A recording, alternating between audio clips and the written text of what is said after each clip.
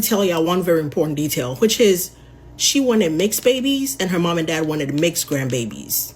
But you had on blue eyes and blonde hair colored shades, so that's all you could see is the genetics. You were like, oh, these genetics are gonna eat. Damn. $5,000? Not a problem. The genetics are gonna eat. And your mom and dad were like, oh, are you both grandbabies are coming? Or you both grandbabies are coming in the house? Are you daft? Are you taking a piss, fam? What do you mean? You sent that man your passport details. Are you mad? And if you're not Nigerian, Ghanaian, African, like, you may need to sit out in the comments and let the Africans explain to you what I'm talking about. Because what do you mean your mom and dad were offering to pay for the traditional and this and that and that and the third? Typically, the bride's family is not forking up a motherfucking dime for a wedding. And don't insert Temi or Tedal, or don't talk about rich people. That's different. Like, my daughter's gonna have what they have different. Typically, the groom is showing up with a dowry. You're paying my dad for raising me, my mom for taking care of me, all that stuff. You're paying my cousins for playing with me. You're paying my uncles for... You're paying people just to take me out the home. Like, you're taking the prize out of the home, so you're paying. In no world is anybody from the bride's family paying for a canopy, a plastic chair, a schnapp, a goat, nothing. The bride's family is not forking up a dime. So the fact that her mom and dad were willing to pay for whatever crazy work. Hi ladies, welcome back to my channel. So I wanted to speak about the Danish deception or Danish deceiver situation that Anyeka shared on TikTok. She shared a multi-part series about her experience with a Danish man that scammed her. I believe she was married to him for some time, and then she found out that he was not who he said that he was. Initially, he let her know that he was like a very wealthy, well-to-do man, lots of money, and he kind of fooled her at the beginning by paying for things, taking her on trips, and so like obviously like she would think like, okay, he has it like that. Until later on, it started like this, the typical, oh, you know, even though I'm wealthy, like next level to royalty, I need some help with some money because my money is tied up, or the Tinder swindler, my enemies are against me type of BS. And it was that, plus the fact that Anyeka had some pick-me tendencies where she said that she was smitten by his looks, like he was so handsome, 6'2", blonde hair, blue eyes, like her dream man. And so in her eyes, this man could do no wrong. And as I've said many, many times before, being a pick-me will get you nowhere in life. A man should be smitten by your looks, not the other way around. Obviously, yes, be attracted to the man that you're with, but he should be fawning over how beautiful you are because that is a masculine trait.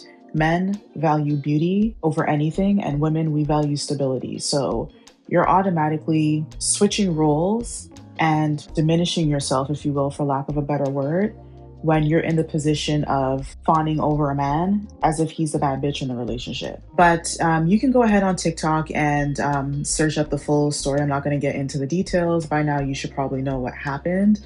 I wanted to speak to the mentality behind the situation that caused Anyeka to be in this situation in the first place. First of all, and like I say with anything that you see on social media, with celebrities, public figures, whatever, take everything that you see them do with a grain of salt, because a lot of times these days, the quickest way to get famous and the quickest way to get a buck is to go viral. And so this could all very well be a publicity stunt. Anyeka was on season 23 of The Bachelor with Colton, and no one goes on these dating shows, including Love Island, to find love. Maybe like a small percentage of people will try to go that route or convince themselves, if they are naive, that they can find love on a dating show. But for the most part, people go there and they act. Or even if they are their genuine selves, it's reality TV. They're hoping that brands will find them, pick them up, and give them brand deals, like what happened with Olandria. So all of this could be a farce. She could be lying about this entire situation. I don't know. But I'm also prone to believe that there is some truth to what she is saying, because many women have been swindled. Take this with a grain of salt. If it gets exposed that this is fake, like, don't be surprised. But on the flip side, a lot of women do fall for this. She is well educated and gainfully employed. She worked for a top accounting like consultancy firm, KPMG. She was a manager, which is like a very difficult thing to do for the big four. So She is well educated, like she has a master's degree and whatnot. So maybe there is a method to her madness to justify her putting herself out there like this and potentially, tainting her image. People thinking like you're a poor judge of character, like we can't take you seriously.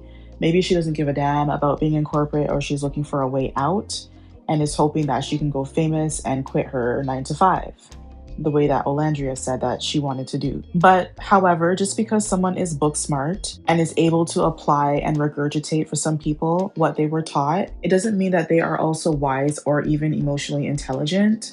And that is not something, being wise, emotional intelligence, that's not something that automatically comes with age. And it also must be cultivated the same way how you cultivate and you spend years being educated. So I honestly think this is the case here. She kind of seems, just that looking at clips like from The Bachelor, she kind of seems like she probably was sheltered, so she seems like she's very naive and she kind of just takes everything as it seems. But this is very common for a lot of well-educated women, and this is why a lot of Black women in particular find themselves with losers. You'll often see like a lot of like well-accomplished Black women with men who don't even have a high school diploma, let alone a career, and you always wonder like what the hell happened here. A lot of times these women were sheltered. They were kind of not exposed to the broader world, and so they think that life is the way that it was handed to them or cultivated in their little bubble, and then they're in for a rude awakening when they are exposed to the bigger world. I remember when I was in college, I went to a PWI. I was mentored by one of the directors at this PWI, and she was well accomplished. Like, obviously, you'd have to be a director at a PWI, Ivy League school, but like she was a very, very poor judge of character when it came to romantic interests. She was is a mixed race woman who identifies as Black. She was raised in the Black culture, Black community. But for some reason, despite her being like super smart and super accomplished, making like $250,000 a year, she like was attracted to losers. She loved thugs. Her baby daddy was a thug or is a thug, and her boyfriends were thugs. I really didn't get it. But anyway, I wasn't being mentored by her for life advice. I was strictly there for my education advancement. So it's common, and I bet many of my listeners can relate and can recall somebody who is just like that. So Anyeka's family apparently encouraged her to date this guy and marry him because they offered to pay for the wedding. And as the lady at the beginning of the video mentioned, traditionally it's the groom's responsibility to pay a dowry or a bride price, and that also includes paying for the wedding. So they encouraged her to marry this guy so they can have, she said, oyimbo or mixed race children or grandchildren, which a lot of Black people across the diaspora are known to do or known to encourage their children to do. They want that. And Onyeka obviously gladly obliged when, first of all, she was trying to win Colton's heart, and then like she wanted to marry this guy. And obviously, I'm not saying that because for the sole fact that like she dated white men.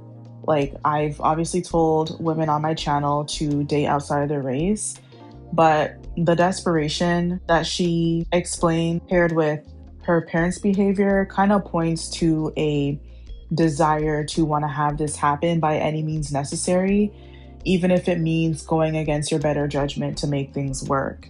And, it's unfortunate. Again, this young lady was obviously sheltered and not taught about the perils of life. So anyone can make this mistake. Anyone can meet a man who is not honest and fall prey in some way, which is why it's important to be educated, not just like book smart, but also be educated about life, which is why I think that social media is a great resource, because we're exposed to information from all walks of life and around the world.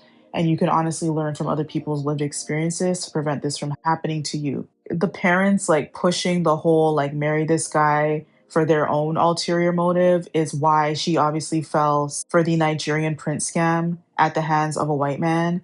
Because if a Nigerian man came to her and her loved ones with the same story as the Dutch deceiver, her family would curse him clean out, number one. And number two, if he had said, "Oh, I'm not going to pay the bride price, like you pay for the wedding," or didn't make any moves to indicate that he intended on making good on paying that dowry, they would have been like, no, you're not going to marry this guy. And then they would have told their entire community and village back home that this guy was a loser and that other people's daughters shouldn't marry him either. It's not like, oh, they were just trying to support their daughter and, you know, they wanted her to find love. Like some parents, like the bride and the groom's family will pitch in to make the wedding happen. That's not the case here. And it's important to note, like many Black people will complain about colorism, racism at the hands of non-Blacks, but will go blind, deaf, and dumb when you talk about behaviors like this that are clearly colorist. Anyeka and her family and friends were willing to pay this white man thousands of dollars, lend him money, pay for the wedding, because they wanted mixed race kids with lighter skin and good hair. That's what it is. Rather than marrying a non-Black man because you simply love him and you want to see your loved one be happy and, you know, build a prosperous life, or praying that your baby will be healthy regardless of the race of your partner. Many Black women, if we're honest, will get with light-skinned men, non-Black men, or even Black men who they think will give them good features, quote unquote. Once they get that, like once the child is born or even while she's pregnant, a lot of times like you'll see a lot of Black women will hyperfixate on their baby's hair texture and hope that the placenta perm, quote unquote, will remain intact so that their baby will have like nice hair and not nappy hair, as they say. But then we'll turn around and say that like other races of people, especially white people, are racist and intolerant of Black features and Black hair and colorism and whatever, and that they need to be open and embrace Black features. But you guys are not doing that because we all probably know one person who has this mentality, whether they've outwardly expressed it or not. So the lesson to be learned from this entire situation, be smart with when you're dating, but particularly with interracial dating, because unfortunately women like Anyeka, they think that if a man is not Black, that he's automatically a good guy, when there are losers from all shades and colors. Men are men, and obviously, again, this does not apply to every single man. Not every single man is a con artist or a loser or a liar, but for those who are, you know, they will take advantage of you regardless of the color of your skin or of either gender. So regardless of his skin color or regardless of your skin color as a woman, if that man wants to treat you poorly, he will do so. Okay. And non-Black men can be just as crafty as Black men. This is why the 4B movement exists in Korea. And this is why many Indian women are speaking up against traditional marriages. I mentioned in my last video, all you got to do is do a quick search in Reddit and you'll see many women from all walks of life, in India in particular, and then in Korea, speaking about their experiences with men and why they're choosing to either be single or to date differently from what their parents expect from them, because they don't want to have the same plight as their family members. And to the whole money thing, like obviously date a man who is financially secure, because you both are adults and no one can afford to be impoverished in 2025. Like, if you're a grown adult and you're poor and you live in a first world country, you have no business dating, let alone getting married and deciding to have children. Like, why would you bring another human being into this world impoverished? Because that's just another responsibility. But as a woman, don't be fazed by a man who has money, because many will use this as a way to manipulate you to get what they want. Some men will use their money to get sex. But in this case, obviously, it was for the money because he obviously had none. So if he starts to randomly ask you for money, that should be a red flag. No secure person will ask for money because they have enough financial savvy to understand saving and investing for a rainy day, especially if you claim to be a wealthy person, which is what this guy claimed at the beginning. He almost kind of made it seem like he was like a prince, like a Nigerian prince, or Dutch prince in this case. And if you have that level of wealth, then there are definitely measures put in place to protect you from assets being frozen, whatever. Like, you're not going to just go and ask people for money because you just don't need to. You got it like that. And also, if a man truly likes you, you would be the absolute, like, if he really was in a bind, you would be the absolute last woman that he would ask for money from. Okay. Like, he would much rather take out debt on his credit card and then pay it back after than ask a woman that he loves for a sizable amount of cash. I'm not talking about, give me $50, like my bank card is frozen, give me $50 for gas. I'm talking about like thousands of dollars.